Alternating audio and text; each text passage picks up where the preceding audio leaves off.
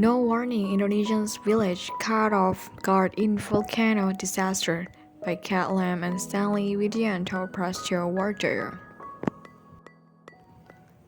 Penanggal, Indonesia, December 10, Reuters.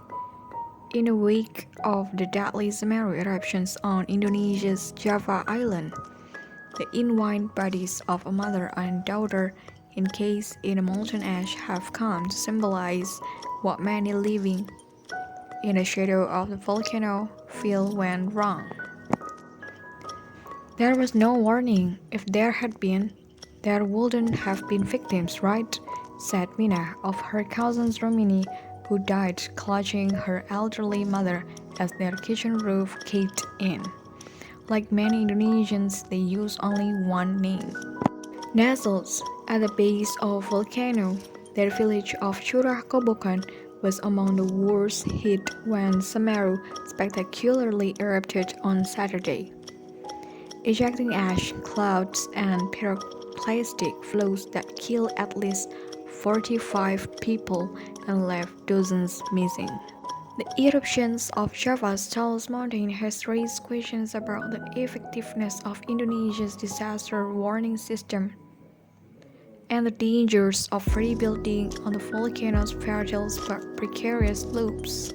Officials said some messages were sent to local administrators but acknowledged they did not result in an evacuation order, in part because the volcano's activity is hard to predict.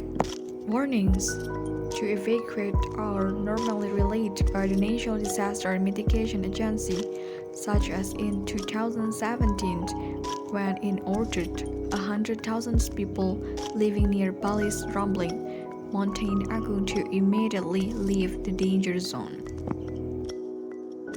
The National Disaster Mitigation Agency did not immediately respond to the Reuters request for a comment. In Javanese, the village name Curah Kobokan means pouring bowl, a reference to the rivers that snakes by it. Once a source of life, the river would also become the community's downfall.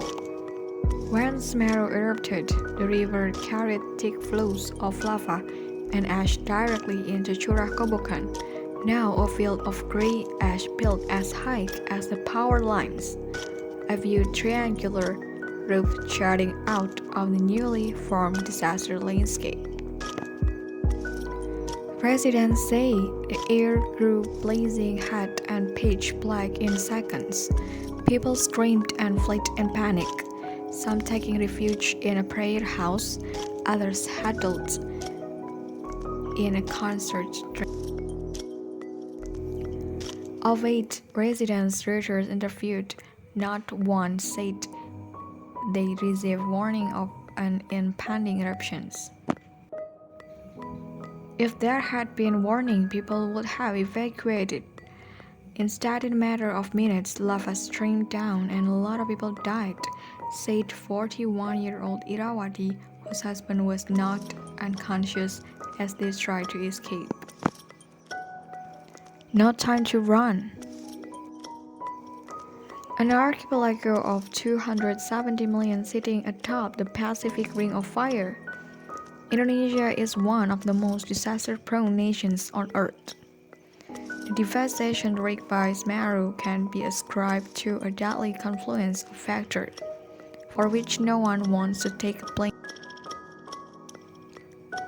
The head of Indonesia's geological agency, Eko Budi Lelono, says messages were sent to local officials warning of hot ash cloud. The river near Curah Kobokan, he said, was marked red on the map. In the future, we can't blame one another, but we need to synergize more, Eko says. Dino Adalananto of East Java Disaster Mitigation Agency says the warnings were passed on to local resilience officers, but there were no specifics ordered to evacuate. The head of Curah Kobokan could not be reached.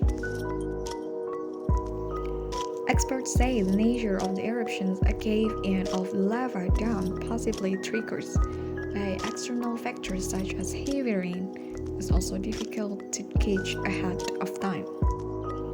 Whatever the actual trigger was, it was the instability of this lava dome at the summit that collapsed, and those things are very hard to predict, said Heather Hanley, a volcano scientist at Australia's Monash University.